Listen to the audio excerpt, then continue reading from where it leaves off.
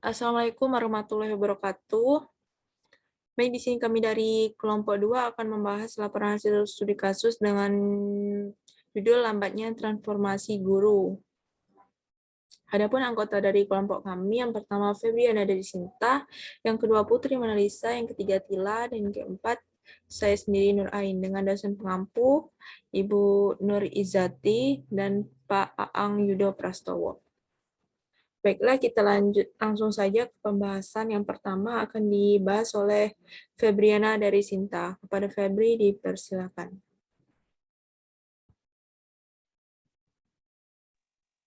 Baiklah, terima kasih pada moderator.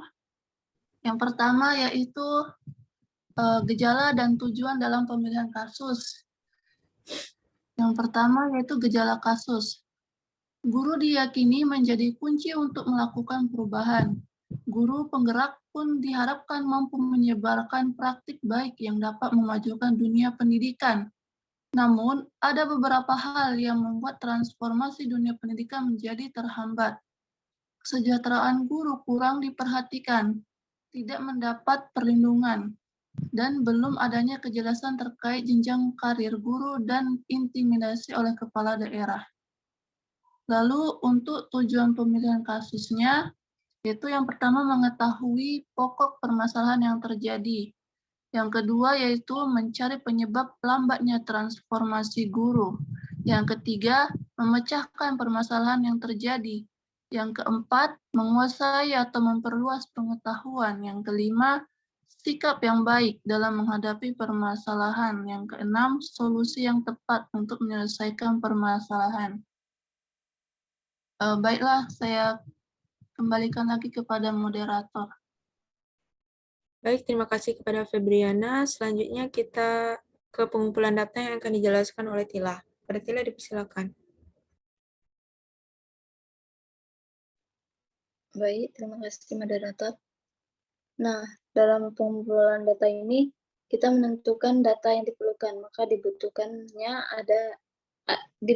adanya prosedur dalam pengumpulan data, agar bukti-bukti dan fakta yang diperoleh berfungsi sebagai data objektif dan tidak terjadi penyimpangan dari keadaan yang sebenarnya.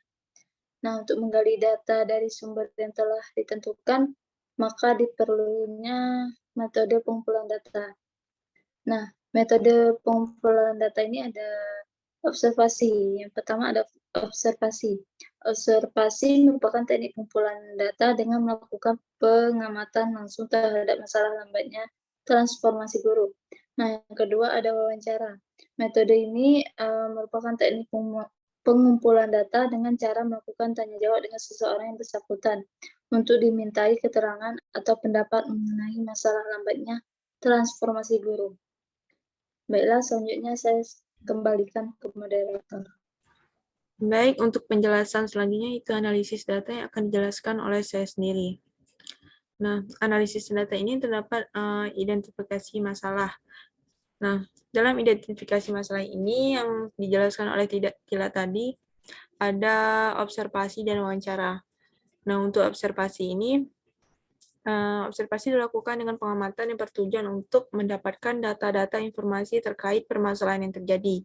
Nah, untuk dari hasil observasinya diperoleh yang pertama dari hasil penelitian, guru yang mengalami perlakuan kurang baik dari kepala sekolah, dari kepala daerah, diskriminasi dari kepala daerah yang berbau politis, itu juga dinilai menghambat karir guru. Yang kedua, guru tidak memperoleh kesejahteraan untuk memenuhi kebutuhan hidup karena rendahnya gaji yang diterima. Yang ketiga, kekerasan yang dialami oleh guru. Ada guru yang meninggal, dilukai, dicekik oleh murid.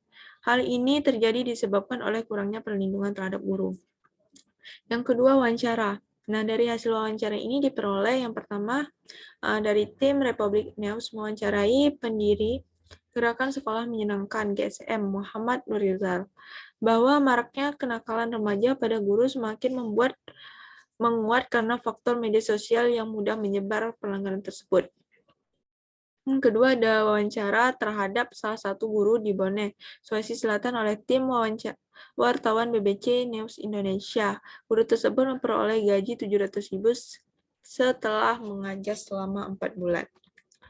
B ada faktor-faktor penyebabnya. Adapun faktor-faktor dari permasalahan di atas diantaranya yang pertama kurangnya kesejahteraan guru, yang kedua kurangnya etika dan rasa kemanusiaan terhadap guru honorer, yang ketiga adanya intimidasi dan diskriminasi yang dilakukan oleh kepala daerah, siswa, dan orang tua. Baik, untuk penjelasan selanjutnya akan dilanjutkan oleh Putri Monalisa. Pada Putri dipersilakan.